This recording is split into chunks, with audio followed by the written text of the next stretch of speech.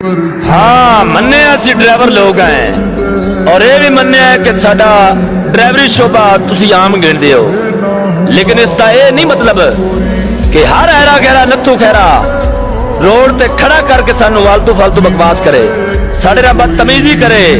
असी अपने हुनर दे बादशाह हैं, असी अपने हुनर दे गुरु हैं, असी किसी को कोई लैके नहीं खाते और ना ही असी कोई चोरी डकैती करने आए। अपनी हक हलाल दी रोजी कमावन दी खातर अपनी जान तली ते रख के ते इन्हां रोडां ते सफर करने आए।